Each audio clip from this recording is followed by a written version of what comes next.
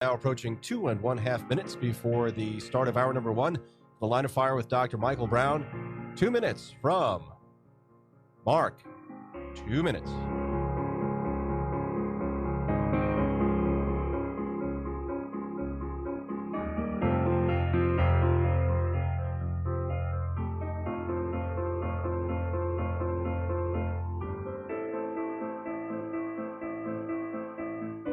And stations coming up on 90 seconds until the launch of hour number one of The Line of Fire with Dr. Michael Brown. Salem Radio Networks channel SR2. 90 seconds from Mark. 90 seconds.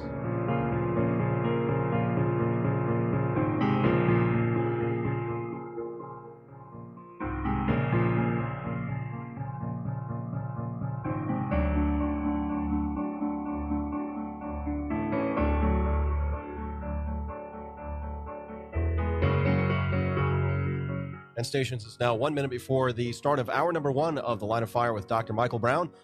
1 minute from Mark. 1 minute.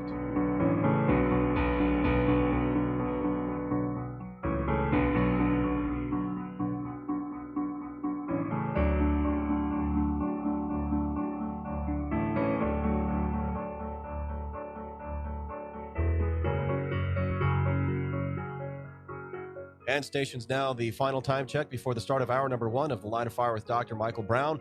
30 seconds until hour number one from Mark. That was our final verbal time check for The Line of Fire with Dr. Michael Brown. We'll have a long tone at 10 seconds before, followed by a short one at 5 seconds. Have a great afternoon, everybody.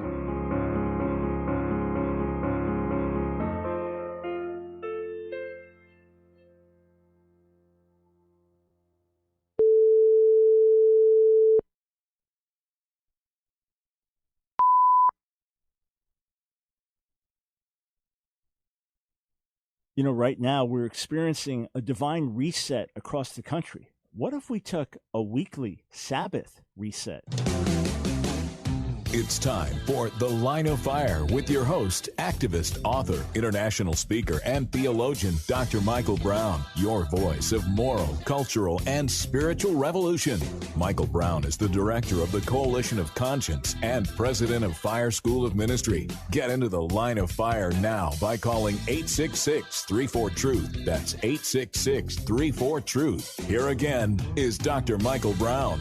Friends, we're going to have a special and important broadcast today. I believe it could be life-changing for many of you listening and watching. Welcome to Thoroughly Jewish Thursday on The Line of Fire. This is Michael Brown, and the number to call, 866-34-TRUTH, 866-348-7884. As long as the question is Jewish-related in any way or relates to a topic that I bring up on the show, you are welcome to call with your question. You can just need information. You can want to disagree with me on something. Perfectly fine. 866-34-TRUTH. A little later in the broadcast, since it is April 16th and since we are at the end of Passover, I do want to look at some words that spoke of some major shifts that were going to happen regarding the virus around this time, April 15th, 16th, specifically mid-April has been spoken of. So I want to honestly evaluate that and then make some larger observations about prophetic ministry today. So we're going to be doing that. But first, I want to start here. I have a new article that is up on the stream and on our website. And the title of the article is this: The Shutdown, the Sabbath, and a Weekly Divine Reset. So we're in this unique season now that none of us have ever lived through before. None of us have ever lived through this season where things are shut down the way they are, as long as they are, and potentially for quite a ways ahead of us. So in a time like this, you want to seize the moment. At a time like this, you want to say, God, what are you saying to us?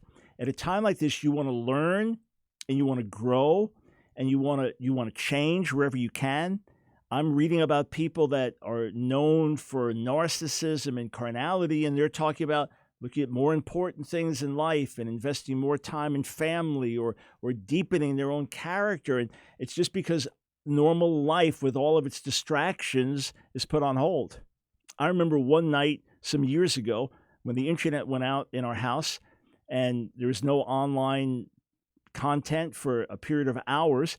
So that meant no emails coming in and out, and no social messaging, media messaging, and no updating posts, no watching anything, no catching up on news, nothing.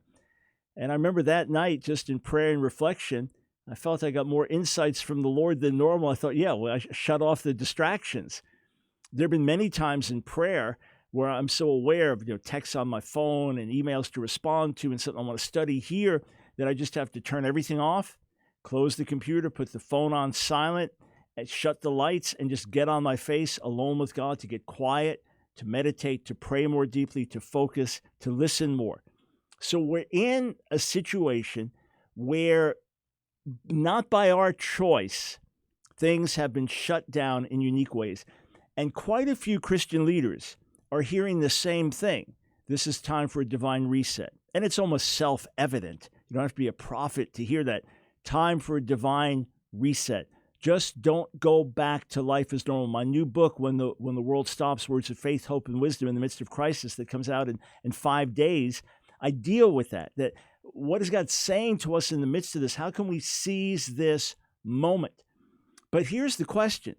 Once life goes back to normal, so to say, once you're at your normal work activities and kids are in their normal school activities, and you have more of the distractions, the restaurants and the movie theaters and the sports arenas and everything else going on, and there's that cycle of life, how do we not fall back into our old habits? And the answer is a regular weekly reset, otherwise known as the Sabbath.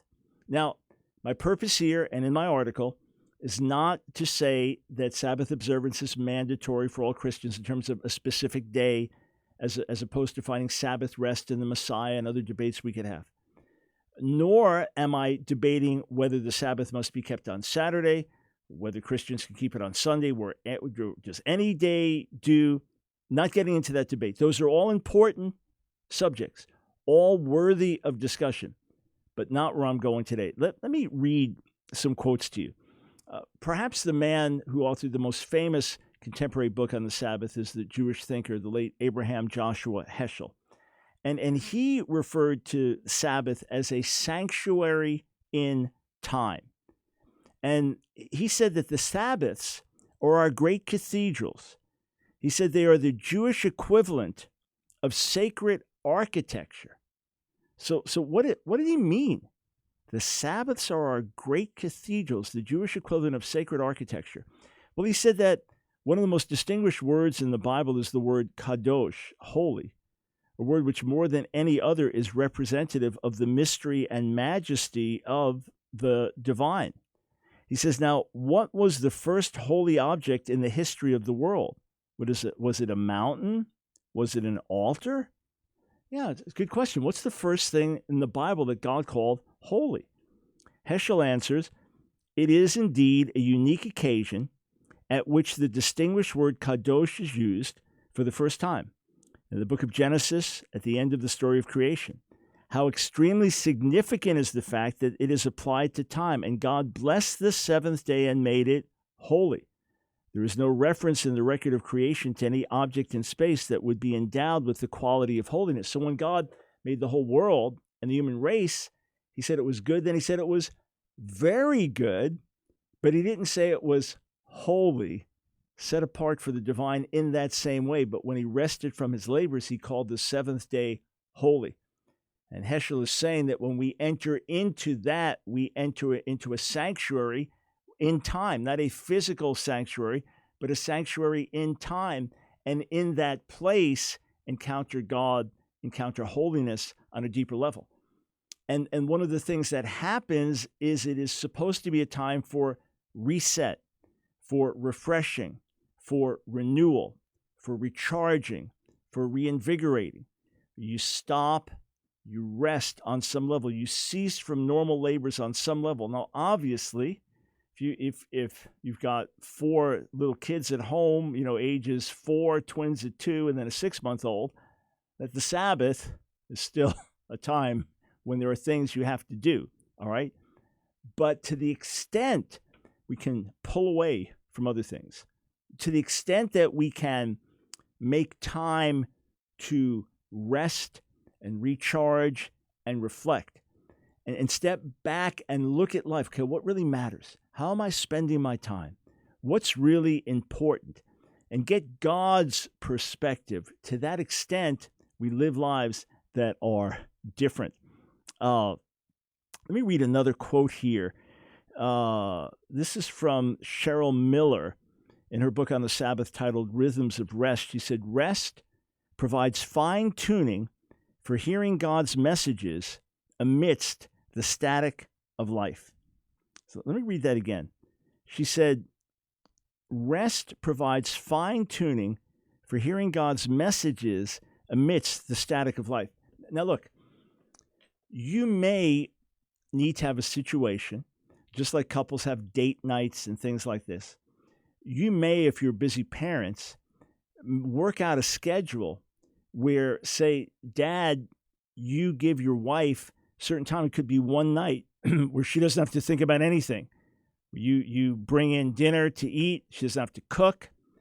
Dishes, just fast food stuff, whatever, healthy. Okay, just throw out stuff when it's done, or you take care of the cleaning, everything, and you're going to take care of the kids. And she can just get in the room for a few hours and worship or read or rest, just what she wants to do to recharge. When our kids were growing up, so I was working a full-time job and then in grad school as well, so busy, and then doing some ministry within our church. But we would work things out so that certain time of the day, like on a Saturday, that I'd just be taking care of the kids, and Nancy could go out and do things that she just wanted to do, to just be on her own a little bit and just not have other cares. And if whatever was best going to suit her, it would be a good, healthy time for her. We may not be able to do everything in the same structured Sabbath way, all right? And obviously we don't have all the traditions that Judaism has, which if you're raised with them can be beautiful. If you're coming from the outside, they can often seem oppressive, Sabbath traditions and things like that. But either way, consider the idea of divine reset. Consider the idea of regular stepping back. I have pastor friends who once a month will go away for a full day and do it for a day. I have friends who will take 1 month at the beginning of the year and get off all social media and just pull back and spend more time seeking the face of God. I was looking at my schedule at the end of the year for our board. My assistant Dylan will just put together, okay, here's when you're out speaking and numbers of trips and different things like this. So at the end of last year, I looked at it, I thought, whoa, that's more than I want to be on the road. I mean, on the road, between traveling and speaking, 200 days or more, plus doing the daily radio show. Yes, so sometimes having to do it on the road, daily radio show 5 days a week. Then we published 5 books last year. And then I wrote more than 250 articles. And then we produced more than 400 feet. Slow down. Oh, I'm not tired, not burnt out, actually thriving. But I thought that's too much time traveling.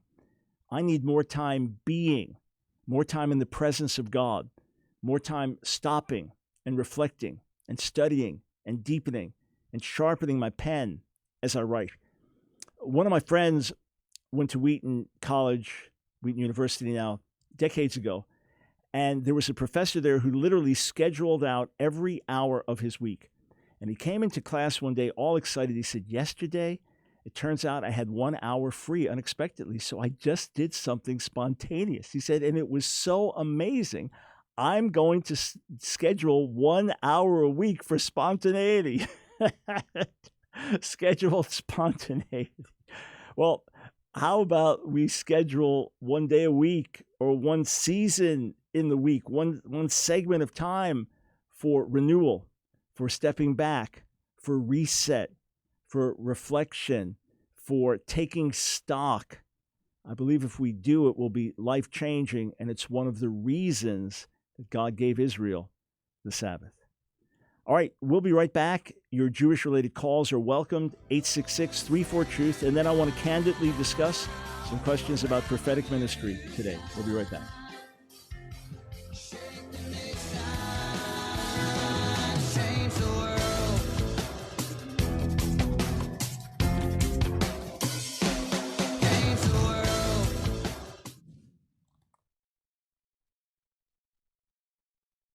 There's a very interesting verse in the book of Revelation in the 3rd chapter as Jesus is speaking to one of the churches in Asia Minor. Revelation chapter 3, he gives this promise. The one who conquers will be clothed thus in white garments, and I will never blot his name out of the book of life. I will confess his name before my Father and before his angels. So that leads to the question, is it possible to have your name blotted out of the book of life? Is it possible to be a believer and have your name blotted out?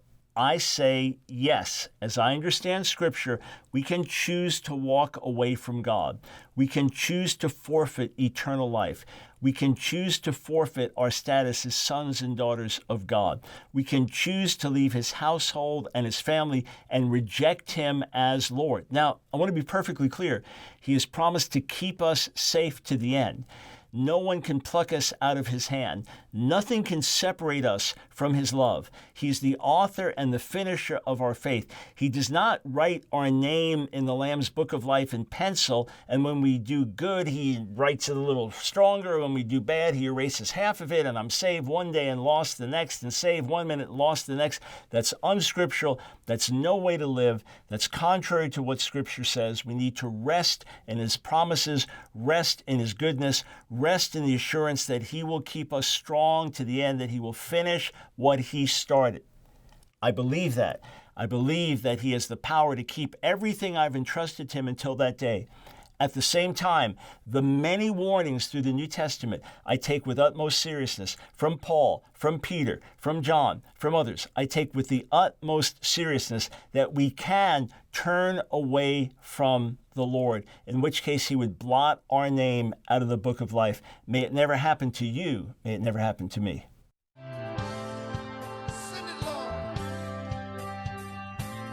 It's The Line of Fire with your host, Dr. Michael Brown. Get into the line of fire now by calling 866-34-TRUTH. Here again is Dr. Michael Brown.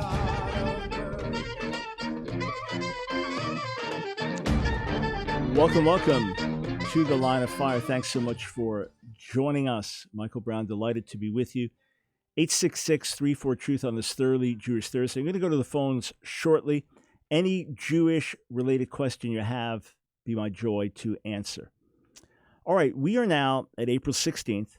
We are now in the middle of this month. We are now at the end of the Passover season. And this was a time when different prophetic leaders today said that there would be a shift, that we would come to the end of the first phase of dealing with the virus and be entering a second phase, or there would be a diminishing. And before that, there were other prophetic voices basically saying this is not going to touch America, or this is not going to be as bad as everyone is saying. All right, it seems right now that those words were wrong, that those words were not accurate or not correct. Now, I say it seems right now because it's possible that later today, President Trump is going to say, okay, we've just finished the first phase, and now we're about to make changes in our policies, and we believe that the peak deaths have been reached and things are going down from here, and we're now instituting policies about change, this and that, and then we'll look back and say, wow, the shift came in mid-April. But at this point, from this vantage point, especially words saying that nothing was going to touch America or that it would be minimal or that this is not as bad as everyone is saying, it appears at this point that those words were not accurate. Okay, now I want to say a bunch of things here. Number one, some could say, look, there were predictions about tens of millions dying. I saw one prediction from someone who had been in the Obama administration saying that 15 million Americans could die.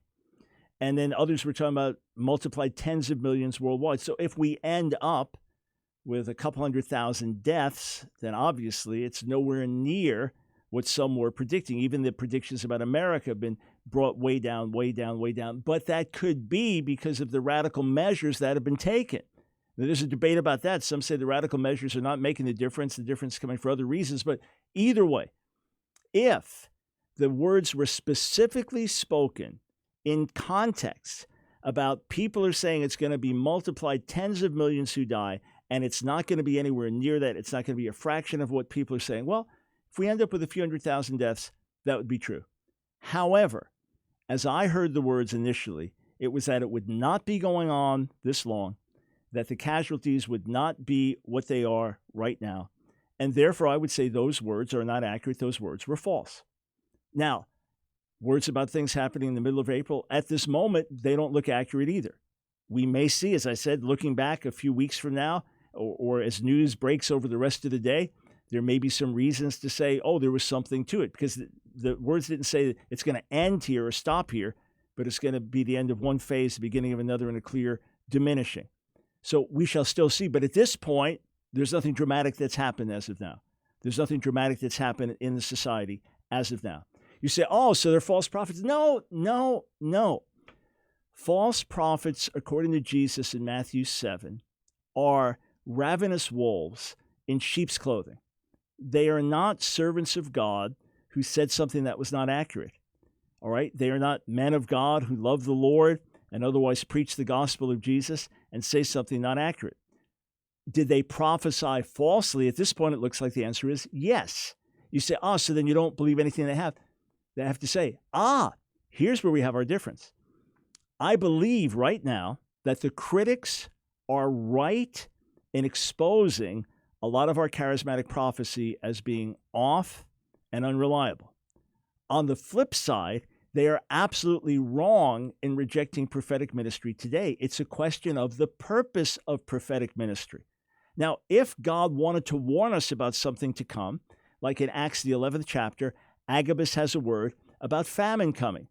And the believers hear it, the apostles, the others, they hear it, and they conclude, okay, based on this, we need to take up an offering to help the poor saints in Jerusalem, because if famine's coming, there's going to be hardship, and they're often hit the worst. There was a practical reason for it, so there would be a certain response. But otherwise, there's no indication in the New Testament that before God does something in the earth that he has to tell his prophets. You say, yeah, but Amos 3 says that God won't do anything without revealing his secret to his servants, the prophets. That was an Old Testament reality. Now in the New Testament, we are a prophetic people, and the purpose of prophecy in many ways has shifted. Did God seem to give words to a number of different people in unusual ways about Donald Trump becoming president? Yes. And it got a lot of attention in advance, and I believe God was speaking it, the unlikelihood of it, the way it happened, the people that received it, a whole list of things would make me say, yeah, God was doing that, maybe because it was such a strange and unlikely thing that Trump would be a pro-life champion or strong for Israel or strong for our religious rights, that it was getting our attention. But let's also be candid. There have been other words that said Romney was going to be elected. Now, they didn't come the same way. It seemed more just wishful thinking, which is why everything must be tested. New Testament prophecy is different than Old Testament prophecy. New Testament prophecy is 2 or 3 speak, 1 Corinthians 14, and then the others weigh carefully. They weigh it to seek to discern. No, we don't. We feel that was the Lord, or that was a mixture of what God was saying or what you were saying. The same with 1 Thessalonians 5. Paul gives directives, don't despise prophecy. He also gives a directive, don't put out the Spirit's fire. What do? Test everything and hold fast to the good. We don't stone someone who gets it wrong. We simply say, okay, you've hurt your credibility. And we do not make decisions on a prophet saying, thus and such is going to happen. You better all move out of this area before the earthquake comes. Unless that person has had striking accuracy for years and years on a national level, it's just, well, God can speak to me. I'm his child. God can speak directly to any of us. We're his children. You say, well, Mike, why are you making excuses? I'm not making excuses. I'm saying that words that have been spoken thus far, some of them seem to be plainly wrong. And some, unless something very clear is shifting in these days that will be very obvious in the days ahead, words spoken about time frame today, those are also wrong. At the same time, some of those people seem to have received accurate information about other things going on today. And more importantly, for every one example of one of these prophetic brothers or sisters getting something wrong or not seeing what was coming, gathering at the end of the year and praying, what do we see coming for the next year? And not getting a lot of it right, for every example of that, there are probably 50 or 100 or 1,000 or 5,000 examples of specific words they had into specific situations and specific lives that have been incredibly, mind-bogglingly, Jesus-glorifyingly accurate. And I'm an eyewitness to many of these things, and some have happened in my own life, and here and there some have happened through me. I mean, shockingly accurate. I mean, amazingly accurate. There's a young man that I know that worked as an administrator for a large charismatic ministry. And if you ask me, give me a list of 1,000 people that you think would do well in Washington, that would work with senators and governors and have access to key leaders, and who do you think would be? If you asked me for 1,000 names, 5,000 names, 10,000 names, I would not have put this fellow's name on the list. I would not have. Well, I lose touch with him for a while. I run into him in D.C., and he's a suit and tie. I've never seen him in anything but a jeans and T-shirt. Suit and tie? What's with the suit and tie? He's just gotten off the phone with several governors as they're planning about doing something together. He's working with so-and-so's presidential campaign. It's like, what in the world?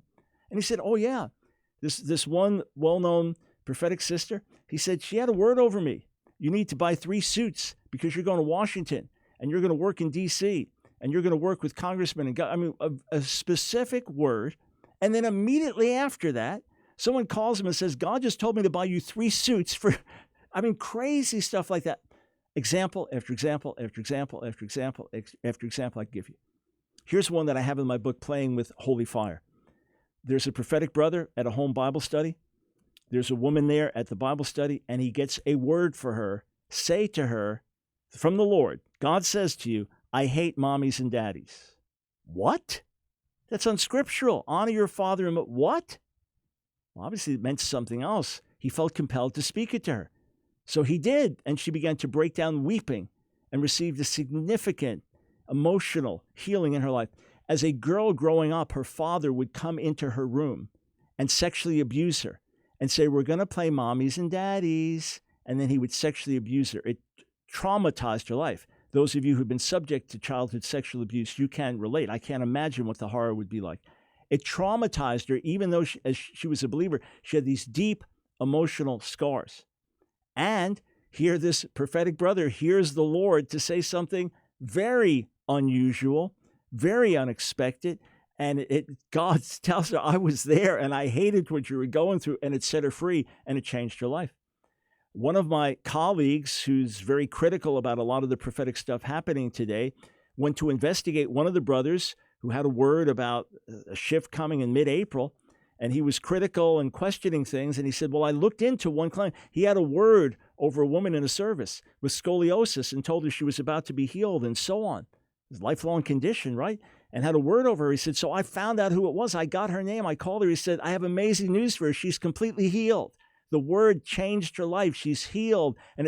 So these things are happening day and night. Prophetic ministry is real and beautiful and wonderful, and God is doing it. And it is thoroughly scriptural, and we should embrace it.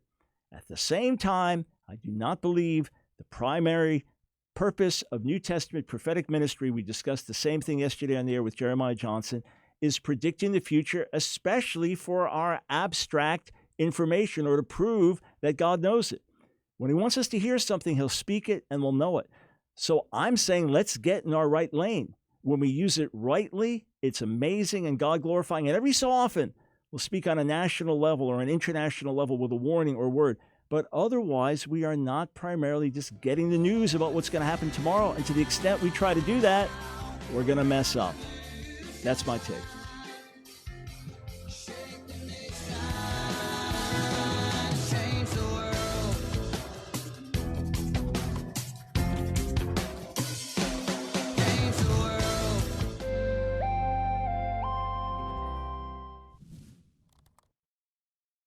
So why does a good God allow evil in the world?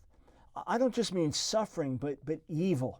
Things that are so ugly, things that are so dark, things that are so despicable, things that are so contrary to goodness. Why does God allow them in his world? And the answer is simple. And that answer is choice. That answer is freedom. He has given us a choice. He has put us in an environment where we can choose good, we can refuse evil. God could have created Adam and Eve and given us no choice. He put them in a beautiful, perfect world and said you can obey and be blessed, or you can disobey and be cursed. He gave a choice because love cannot be coerced.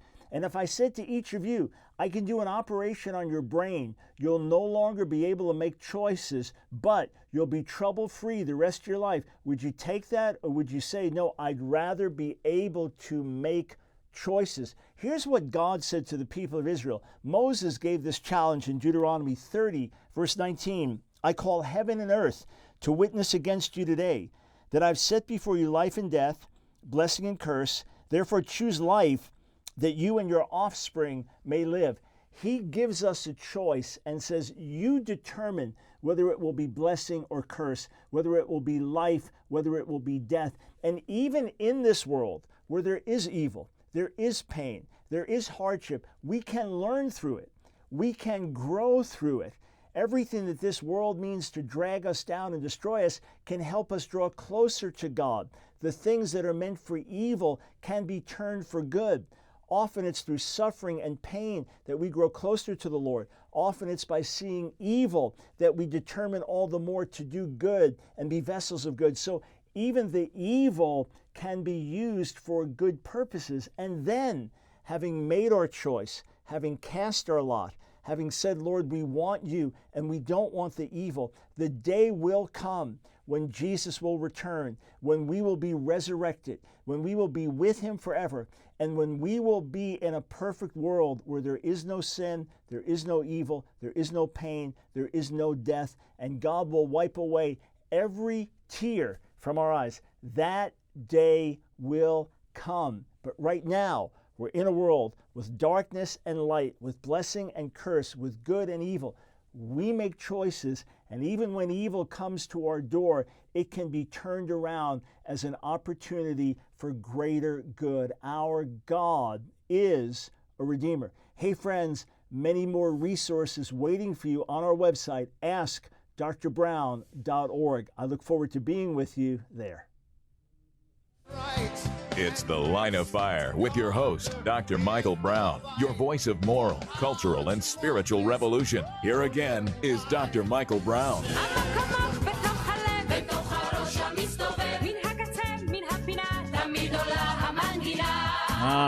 Music from Israel.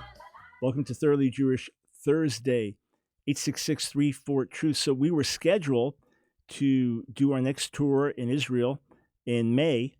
And we had 2 buses. That was our limits, about 100 people, and basically everything filled. For some months, we were very close to capacity. And now we've had to reschedule it, and we have dates locked in for October.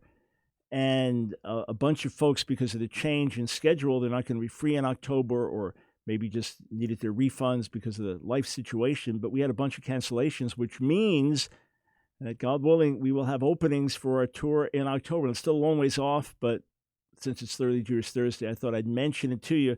If you want to go to Israel, or we're trusting that life will be back to normal in the positive sense by then this would be a great time to go. October is an awesome time to be in Israel. All right, to the phones. Let's start with Troy in Kentucky. Welcome to the Line of Fire.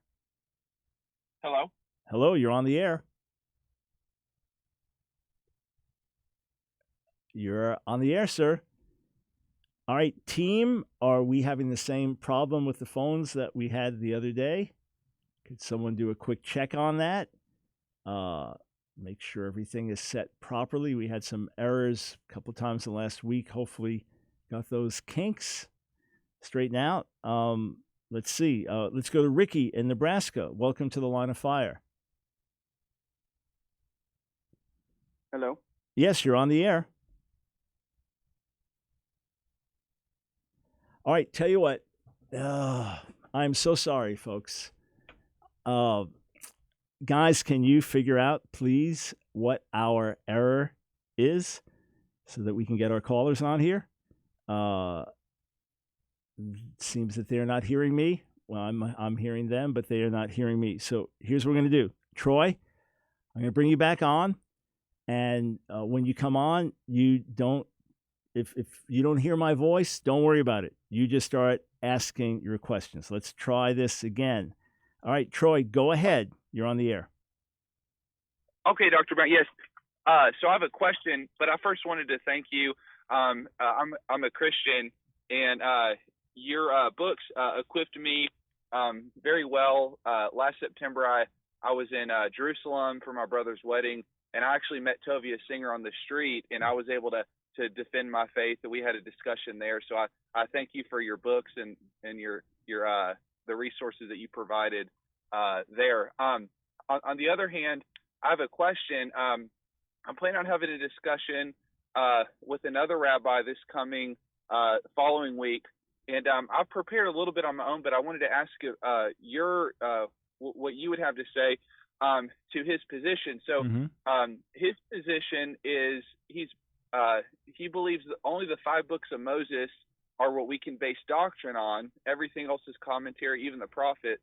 And so because of that position, he basically tries to nullify the Christian argument that there's an exclusive need for Yeshua, for faith in Yeshua. He believes we can just unite on, keeping the commandments together, but he nullifies the need for Yeshua because it's not explicitly required in the Torah. So my question is, how would you go about refuting that position? Right. What kind of rabbi is he? He's Rabbi Asher Meza. Ah, okay. So what would be the purpose in dialoguing with him? Well, I mean, to debate him, to reason with him. I'm a Christian, so I would want to debate him and share the gospel, but ultimately refute his position. And so I was wanting to ask you how you would do so. I have a few points in my own studies that I've come up with, but I wanted to ask you how you would refute that position. Yeah, so I'll answer that. I've had Asher Meza on the air a few times. We've interacted. He's interacted with thousands of people. He has no interest in hearing your viewpoint, but rather convincing you of his viewpoint. In other words, it's not like, hey, let's have a conversation, because he's open to hear your viewpoint any more than Tovia Singer would want to be. So I don't know, unless you just wanted to do it as a learning experience, what the purpose would be. It would be like, someone wanting, a new Jehovah's Witness wants to talk to me. It's like, well, if you want to talk to me to see how your position gets demolished, I'm happy to demolish your position. Otherwise, you're not going to persuade me of anything. I'll try to help you. That would be his view towards you. You know what I'm saying? He's heard the arguments. He's discussed all these things for many, many years. And his goal is to make proselytes and push in a certain direction. So in your mind, what would be the purpose of the conversation? Yeah, well, again, the purpose is not to have an entirely new conversation he's never had, but the purpose is, a lot of his debates, he'll challenge Christians on that issue, and there are certain responses that I feel like I would make that would sort of challenge him, but I feel like often, his position doesn't really get challenged well. It's just so my purpose would be to go on to give some points that maybe other Christians that he's argued with haven't made, to try to challenge and put a rock in his shoe, to challenge his position, which I haven't heard done very well yet. Yeah, I mean, feel free to do it. It's just when you're dealing with professionals in terms of this is what they do day and night, they're just, it's like a spider with a fly. In other words, all you're doing is coming in their web. I mean, I've told people for decades with people like Tovia Singer, militant counter missionaries, like, pray for them. It's the best thing you can do. Is pray for them, because they've dealt with people who can demolish their arguments and they still don't listen. So all the time I've spoken with Asher Meza and felt very clearly his arguments were weak and wrong, he's still going on doing what he's doing. So I want you to understand honestly that it's going to be a learning experience more than anything, as opposed to that you're going to be able to really get him to think differently. But if I was dealing with him, first, the claim that the 5 books are all we have. Within the 5 books, Deuteronomy 18, God speaks of raising up a prophet. So that indicates God's going to continue to speak, and the people are supposed to listen to the prophets. You say, well, who is that? Where are those prophets, or that one prophet? I would raise that. I would say, well, the vast majority of what's commanded there, you can't do. You have to build a tabernacle. Doesn't mention the physical temple, tabernacle, and sacrifices. So the vast majority of what's required there, you can't do. and therefore you are bereft of atonement and bereft of the ability to get into right relationship with God. So, I come in from that angle. I come in from the angle of the divine, the revelation of God in terms of humanity and divinity, that I would show how he can appear in human form, how he's complex in his unity, how he can be seen, but he can't be seen, even within the Torah, from Genesis 18 to Exodus 24 to Exodus 33, where he appears visibly, and yet elsewhere it says he can't be seen. I would point to those things in terms of opening his heart, that there's more. And then, again, understand that he's not really there to hear what you have to say, but rather to further justify his position. And you can learn from it. So I'd go in, if I were you, as a learning experience. Maybe you could plan something that'll make him think, but otherwise, best thing to do is leave it and pray for him after that. So you can shoot us a note, let us know how things go. And again, just remember my words of wisdom going in. I'm not afraid you're going to get influenced. I don't mean that. But that sometimes we take these challenges that don't really do a lot of good in terms of advancing the gospel. Just my candid thoughts. All right, God bless you, man. I'm glad we were able to be of help to you in the past. 866-34-TRUTH. We go to Ricky in Nebraska. Welcome to the Line of Fire. Hey, Dr. Brown. Thank you so much for taking my call, man. Love you. You're welcome, sir. Wanted to ask you a question, and the guy handling the radio program, I thank him for letting me ask this question. I don't know how Jewish it is, but it's something and I've been kind of wrestling with, and I've been wrestling with it because I've got a lot of friends that are dear brothers in the Lord that are Calvinists, and I just wanted to ask you, because you and James White debated a few years ago, well, actually more than that, best debate I've ever seen on the conversation of Calvinism, Arminianism, and I just wanted to ask you, because I don't think you got a chance to go into depth in that specific debate, but Hebrews 7 talks about Jesus interceding for believers, and I know in the debate Dr. White kind of brought up the debate, or the intercession that the priest would make in the Old Testament, and how that relates to the nation. So I was just wondering, and the overarching question is in regards to losing salvation or walking away.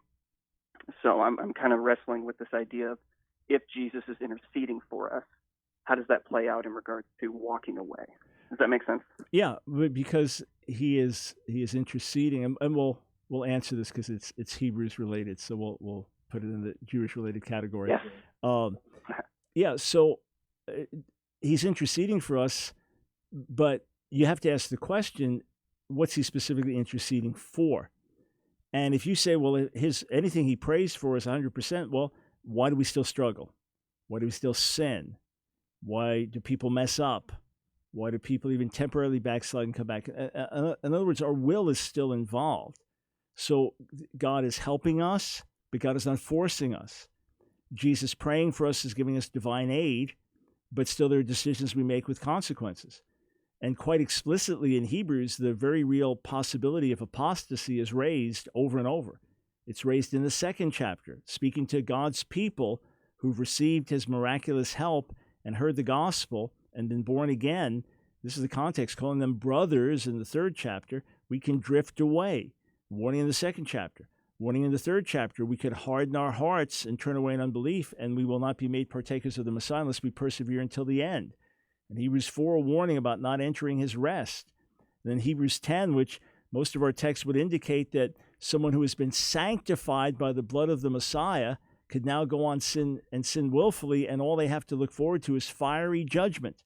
So someone who has already been sanctified by the blood can now walk away into willful sin and face fiery judgment. And that's the fruit of, if you died under Moses' law, with 2 or 3 witnesses, you could be put to death. How much more severe will the judgment be of someone who is in Messiah and rejects him? And then in the 12th chapter, the same warning in verses 25 to 29, that there'll be much more severe judgment for those who, having received grace, then reject it. Notice also that Jesus prayed for his disciples in John 17, but said, I lost one, the son of perdition. So he did pray, right, for his disciples, but one of them was set on evil and was a son of Satan in that regard and was lost.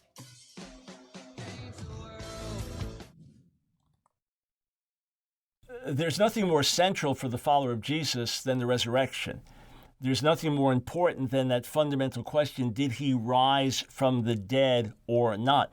In fact, it's so strong, 1 Corinthians 15, Paul was dealing with questions about the resurrection of the dead in general. And he says this, if there's no resurrection of the dead, then not even Christ has been raised. So if there's no future resurrection, the dead aren't raised, then he wasn't raised.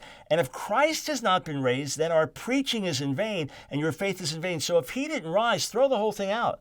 Throw the Bible out, throw our faith out, throw it all out. So the big question is, can I prove that he rose? Yes and no. Yes, in my own life, 100%. In the lives of hundreds of millions of Christians, 100%. In other words, we have experienced the reality of his resurrection. I know that he rose from the dead. He has changed my life. He has revealed himself through the cross. He has set me free from the sins that bound me. I commune with him. I know him. I love him. He is risen. Yes, he lives within my heart because he has risen from the dead. And if you'll truly cry out to God and earnestly seek him for the truth, he will make that truth known to you, and he will reveal his son to you as well. However, I cannot demonstrate in an absolute way that he rose from the dead to the satisfaction of a skeptic or a mocker or even someone with serious questions. I can give very strong, plausible evidence that he rose from the dead. I can explain that the resurrection from the dead is the best way to understand what happened and the only logical way to understand what happened in history. I can give you very, very strong, plausible evidence. But to know for your sure, for absolute certainty for yourself, you must encounter God through the Word and the Spirit. Line of Fire with your host, activist, author, international speaker, and theologian, Dr. Michael Brown. Your voice of moral, cultural, and spiritual revolution. Get into the Line of Fire now by calling 866-34-TRUTH. Here again is Dr. Michael Brown. Welcome to the Line of Fire. Thanks for joining us on Thoroughly Jewish Thursday. Yeah, just saw this headline here. There's a pastor in Louisiana said we're going on with our services and nobody's going to stop us and we're Christians. We don't care if we die of this virus, which of course is very selfish because you might infect a whole lot of other people. Well, now there's word that the lawyer of this pastor is himself sick with the virus, and he was in church recently, according to a report that was just sent to me moments ago. There's a reason Scripture says don't test the Lord your God. There's a reason for that. All right, let us go to Florida. Corbin, welcome to the Line of Fire. Hey, thank you.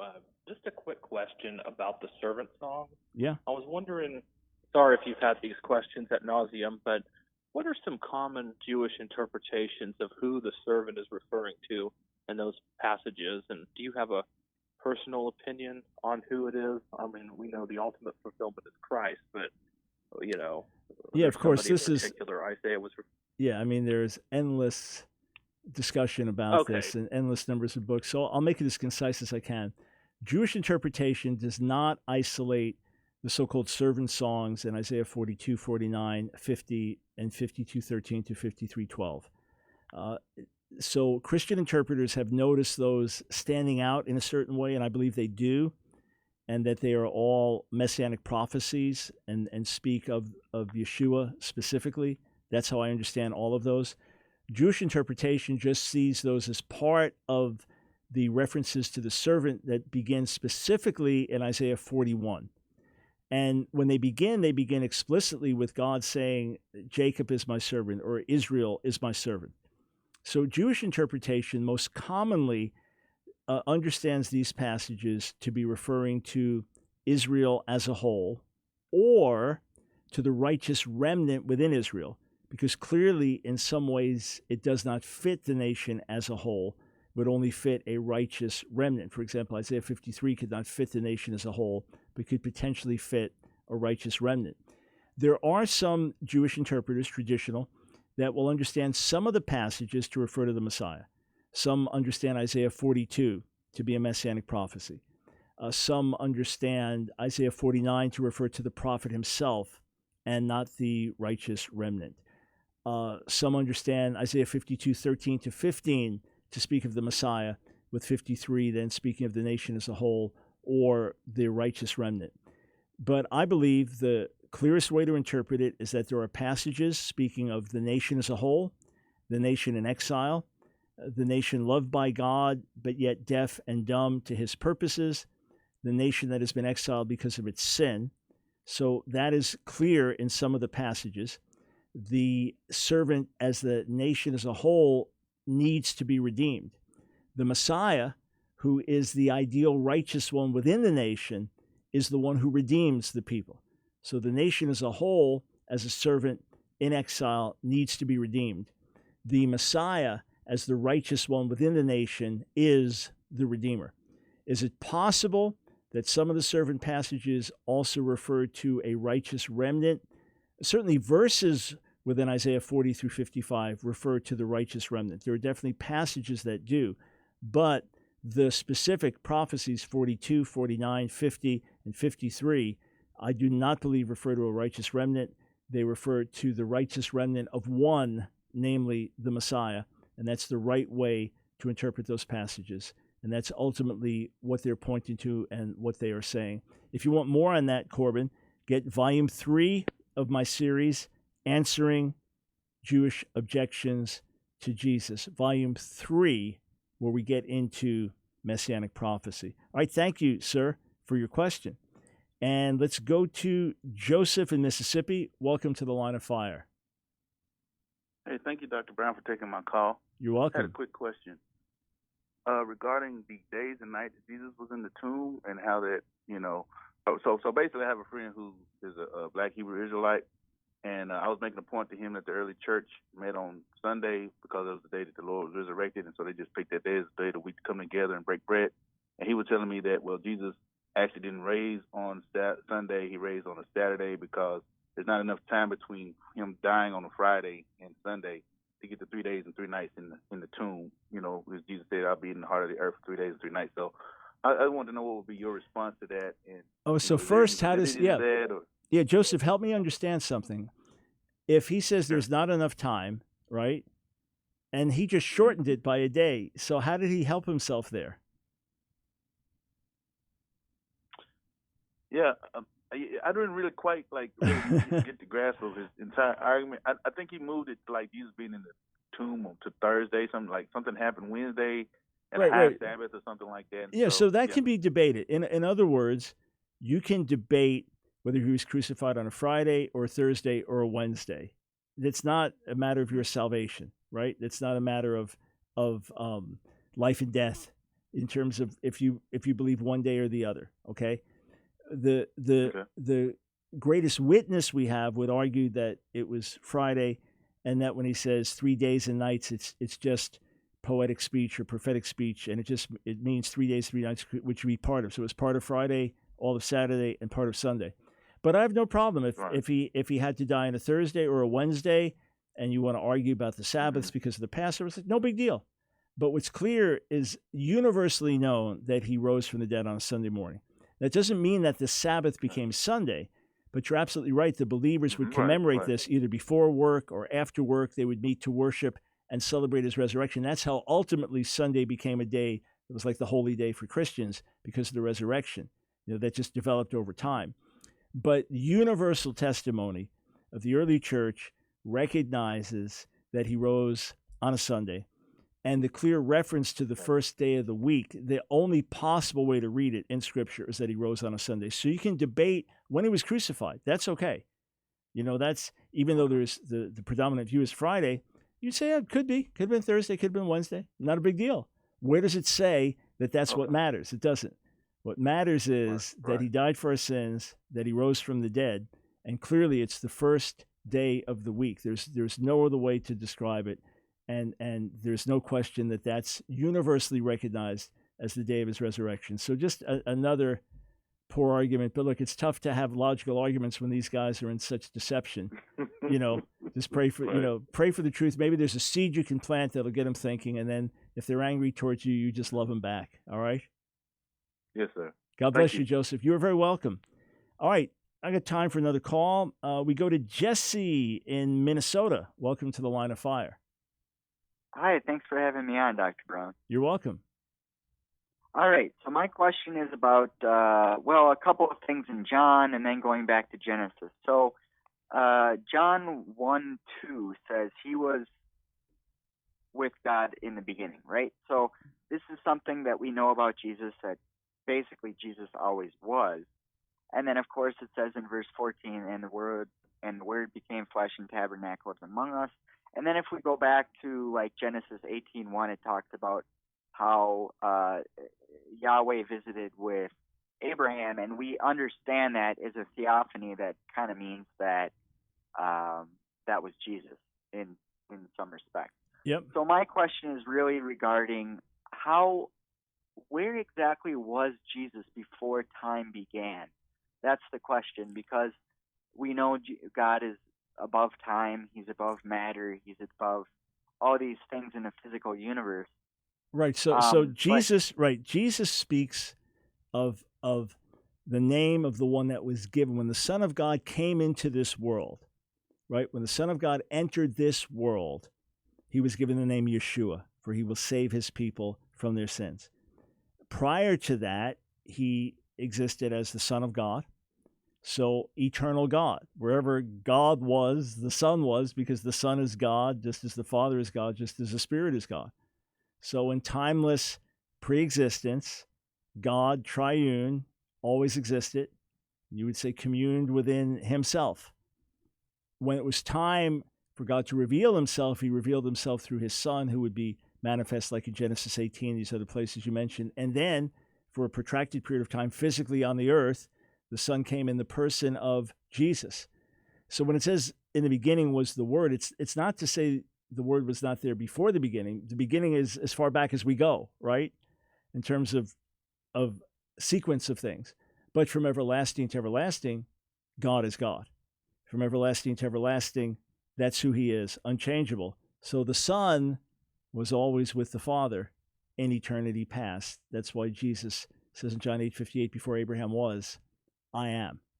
So again, Jesus is the name given. Yeshua is the name given to the Son when he takes on human form, but the Son, eternal, pre-existent with the Father. Hey, Jesse, thank you for the question. I want to thank Kelly for your YouTube contribution. Thank you so much for standing with us. Kelly, it's an interesting time because I'm not out traveling, and as I travel out and speak, I'm able to receive offerings that help our ministry work and pay our radio bills and pay our staff. But God keeps supplying through people like you. So thank you so much. Much appreciated.